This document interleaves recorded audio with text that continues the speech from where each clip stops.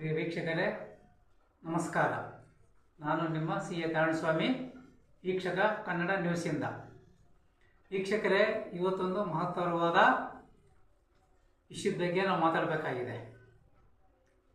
ನೋಡಿ, ಕನ್ನಡದಲ್ಲಿ 2 ಅಕ್ಷರ ಪ್ರೆಸ್, ಇಂಗ್ಲೀಷಲ್ಲಿ 5 ಅಕ್ಷರ ಪ್ರೆಸ್. ಪ್ರೆಸ್ ಅನ್ನೋ ಅಕ್ಷರ ಇದ್ಬಿಟ್ರೆ ಇವನೊಬ್ಬ ದೊಡ್ಡ ಪತ್ರಕರ್ತ ಆಗಿರ್ಬೋದು, ಇಲ್ಲ ಟಿ ವಿ ಮಾಧ್ಯಮದನಾಗಿರ್ಬೋದು ಅಂತೇಳಿ ಗುರುತಿಸೋದು. ಇದು ಒಂಥರ ಲೇಬಲ್ ಇದ್ದಂಗೆ, IAS ಲೇಬಲ್ ಇದ್ದಂಗೆ. ಪ್ರತಿಯೊಂದು ವಸ್ತು ಮೇಲೆ IAS ಲೇಬಲ್ ಇದ್ರೆ ಇದು ಒರಿಜಿನಾಲಿಟಿ ಅನ್ನಂಗೆ. ಇವನು ಒರಿಜಿನಲ್ ಪತ್ರಕರ್ತ ಅಂತ ಗುರುತಿಸ್ಕೊಳ್ಳೋಕ್ಕೆ ಇವತ್ತು ಏನೆಲ್ಲ ನಾಟಕ ನಡೀತಿದೆ ಅಂದರೆ ಅಷ್ಟರ ಮಟ್ಟಿಗೆ ಬಣ್ಣ ಇಲ್ಲೇ ನಾಟಕ ನಡೀತಾ ಇದೆ. ಈ ಪತ್ರಿಕಾ ರಂಗನ ಎಷ್ಟರ ಮಟ್ಟಿಗೆ ಅವನಕ್ಕೆ ತಗೊಂಡೋಗ್ಬಿಟ್ಟಿದ್ದಾರೆ ಅಂದರೆ ಕೆಲವರು ಕದಿಯಂದರು, ಅಷ್ಟರ ಮಟ್ಟಿಗೆ ಪತ್ರಿಕಾರಂಗಕ್ಕೆ ಮಸಿ ಬಳಿಯ ತನಕ ಕೆಲಸ ಮಾಡಲಿಕ್ಕೆ ಕೆಲವು ಕೆಟ್ಟ ಹುಳಗಳು ಸೃಷ್ಟಿ ಆಗ್ಬಿಟ್ಟಿದ್ದಾವೆ. ಪತ್ರಿಕಾ ರಂಗ ಅಂದರೆ ಅದು ಎಷ್ಟು ಪಾವಿತ್ರತೆ ಹೊಂದಿದೆ ಅನ್ನೋದಕ್ಕೆ ಬಲ್ಲವರೇ ಬಲ್ಲವರು. ಪತ್ರಿಕೆ ಅಂಥ ಪತ್ರಿಕಾ ರಂಗನ ಇವತ್ತು ಕೆಲವರು ತಮ್ಮ ಹೊಟ್ಟೆ ಪಾಡಿಗೋಸ್ಕರ, ಹೊಟ್ಟೆ ತುಂಬಿಸ್ಕೊಳ್ಳೋಗೋಸ್ಕರ ದುಡಿಯಕ್ಕೆ ಆಗದಿರ್ತಕ್ಕಂಥ ಮೈಗಳರು ಅವರ 2 ಚಕ್ರದ ವಾಹನ ಆಗಿರ್ಬೋದು, 4 ಚಕ್ರದ ವಾಹನ ಆಗಿರ್ಬೋದು, ಅದರ ಮೇಲೆ ಇಂಗ್ಲಿಷ್ ಪ್ರೆಸ್ ಅಂತ ಹಾಕೊಂಡ್ಬಿಡೋದು. ನೋಡಿ, ಇನ್ನೂ ಕೆಲವರು ಎಲ್ಲೋ ಬೋರ್ಡ್, ಹಳದಿ ಬೋರ್ಡ್ ಇರತಕ್ಕಂಥ ವೆಹಿಕಲ್ಸ್ ಮೇಲೆ ಕೂಡ ಪ್ರೆಸ್ ಅಂತ ಹಾಕೊಂಡಿರ್ತಾರೆ. ಆಮೇಲೆ ಇನ್ನೂ ಕೆಲವೊಂದು ವೆಹಿಕಲ್ಸ್ ಕೂಡ ನೋಡಬಹುದು, ಪ್ಯಾಸೆಂಜರನ್ನು ಒಂದು ಊರಿಂದ ಇನ್ನೊಂದರಿಗೆ ತಗೊಂಡು ಹೋಗುವಂಥ ವಾಹನಗಳ ಮೇಲೂ ಕೂಡ ಪ್ರೆಸ್ ಅಂತ ಇರುತ್ತೆ.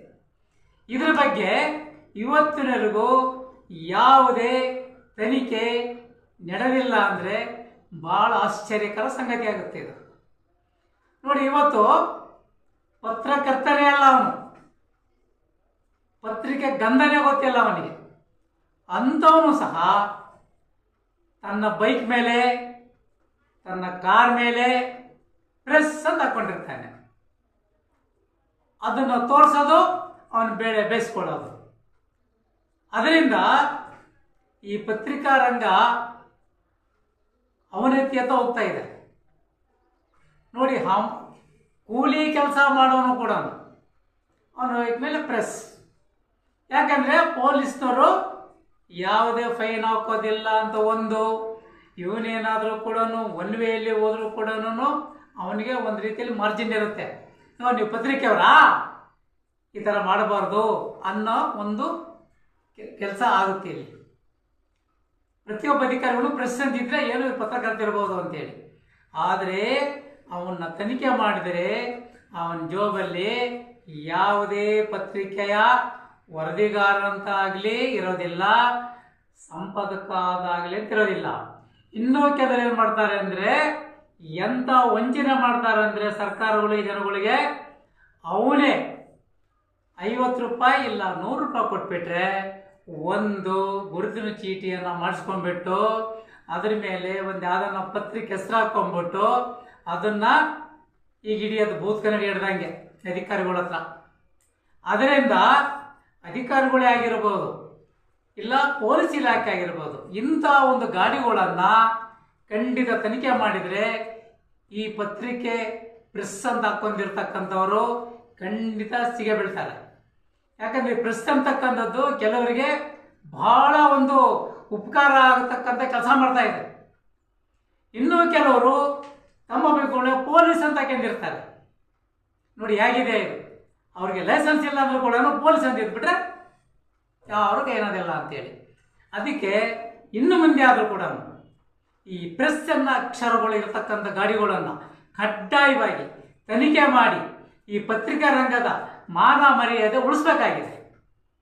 ಇಲ್ಲಾಂದರೆ ಇದು ಇನ್ನೂ ಹೆಚ್ಚು ಆಗ್ತಾ ಹೋಗ್ತಿರ್ತದೆ ಈ ಪ್ರೆಸ್ ಅನ್ನ ಅಕ್ಷರಗಳ ದಾವಳಿ. ನೋಡಿ, ಖಂಡಿತ 100ಕ್ಕೆ 100ರಷ್ಟು ಪತ್ರಿಕೆ ಇಲ್ಲಂತವ್ರೆ ಈ ಪ್ರೆಸ್ ಅಕ್ಷರಗಳನ್ನು ಉಪಯೋಗಿಸ್ಕೊಳ್ತಿದ್ದಾರೆ. ಕಾರ್ ಮೇಲೆ ನೋಡಿ, ಕೆಲವರು ಬಾಡಿಗೆ ಹೊಡಿತಕ್ಕಂಥ ವೆಹಿಕಲ್ಸ್ ಮೇಲೆ ಕೂಡ ಪ್ರೆಸ್ ಅಂತ ಅಕ್ಷರಗಳು ಹಾಕ್ಕೊಂಡಿದ್ದಾರೆ. ಯಾವ ಉದ್ದೇಶಕ್ಕೆ ಹಾಕ್ಕೊಂಡಿದ್ದಾರೆ ಅಂತ ಅವ್ರನ್ನೇ ಕೇಳಿ ತಿಳ್ಕೋಬೇಕಾಗಿದೆ ಇಲಾಖೆ. ಅದರಿಂದ ಈ ಪ್ರೆಸ್ಸನ್ ಅಕ್ಷರಗಳು ಯಾವುದೇ ಗಾಡಿ ಆಗಿರಲಿ ತನಿಖೆ ಮಾಡಿದ್ದೆ ಆದರೆ ಅವನು ನಿಜವಾದ ಪತ್ರಕರ್ತನೋ ಇಲ್ಲ ಡೂಪ್ಲಿಕೇಟ್ ಪತ್ರಕರ್ತನೋ ಅನ್ನೋದು ಖಂಡಿತ ಬಟ್ಟ ಮೇಲಾಗುತ್ತೆ. ಅದರಿಂದ ಇಲಾಖೆಗಳು ತತ್ಕ್ಷಣವಾಗಿ ಎಚ್ಚರ ವಹಿಸಿ ಈ ಅವಳಿ ಮಾಡ್ತಕ್ಕಂಥ ಅವಳಿಕೋರನ್ನ ಮಟ್ಟ ಹಾಕಬೇಕಾಗಿದೆ. ಯಾಕಂದರೆ ಇವತ್ತಿನ ಸುದ್ದಿ ಬಹಳ ಪ್ರಮುಖವಾದ ಸುದ್ದಿ ಇದು. ಪ್ರತಿಯೊಬ್ಬರನ್ನು ಏನು ಇವ ಪೇಂಟ್ ಹೊಡಿತಾ ಇದ್ದ, ಗಾಡಿ ಮೇಲೆ ಪ್ರೆಸ್ ಹಾಕೊಂಡಿದ್ದಾನೆ ಅಂತ ಮಾತಾಡ್ತಕ್ಕಂಥ ಮಾತನ್ನು ನಮ್ಮ ಗಮನಕ್ಕೆ ಬಂದಿದೆ. ಪೇಂಟ್ ಹೊಡಿಯೋನು ಕೂಡ, ಗಾರೆ ಕೆಲಸ ಮಾಡೋನು ಕೂಡ, ಇನ್ನೊಂದು ಕೆಲಸ ಮಾಡೋನು ಕೂಡ ಗಾಡಿ ಮೇಲೆ ಪ್ರೆಸ್ ಅಂತ ಯಾಕೆ ಹಾಕೊಳ್ಳಿಕ್ಕೆ ಸಾಧ್ಯ?